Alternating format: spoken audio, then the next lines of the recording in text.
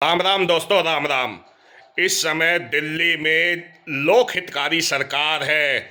आदरणीय रेखा गुप्ता जी दिल्ली की मुख्यमंत्री हैं। तो हे दिल्ली की मुख्यमंत्री महोदया, मैं पंडित मनीष कुमार शर्मा आज आपसे गुजारिश करता हूं। दिल्ली में होम गार्डों का मामला विचाराधीन है, न्यायालय से लेकर सरकार के पास, लेकिन दिल्ली होम गार्ड के विषय में कभी कोई कुछ नहीं बोलता।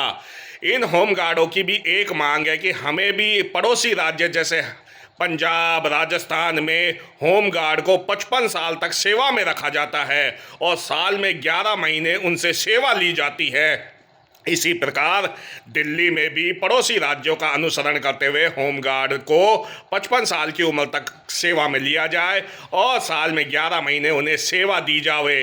होम गार्ड एक वॉलेंटरी यानी स्वयं सेवक सेवा है, लेकिन लॉकडाउन, कोविड महामारी से लेके और सन 62 की लड़ाई तक होम गार्ड ने भी अभूतपूर्व साहस, शौर्य, बलिदान की पराकाष्ठा पेश की है।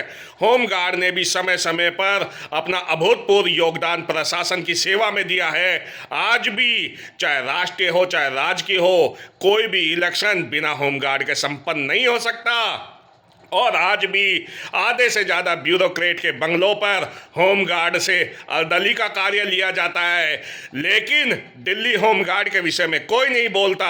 मैं पंडित मनीष कुमार शर्मा बारंबार दिल्ली होम गार्ड के विषयों को राष्ट्रीय मंच पर उठाता रहता हूँ कि इन बेचारे मेरे होम गार्ड भाइयों की भी व्यथा सुनी जाए।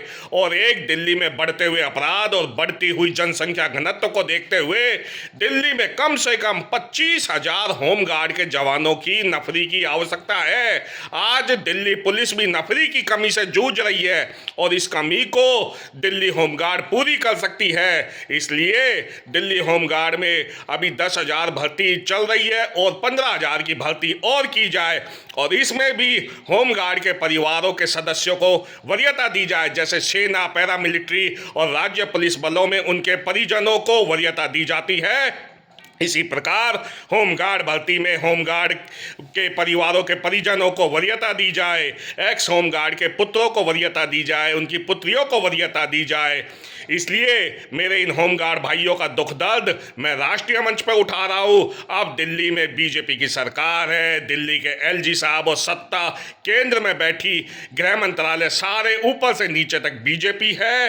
तो मैं भारतीय जनता दल से भी गुजारिश करूंगा इन होमगार्ड भाइयों का दुख दर्द सुना जाए। आगे भी पंडित मनीष कुमार शर्मा होमगार्ड भाइयों का दुख उठाते रहेंगे। जय हिंद।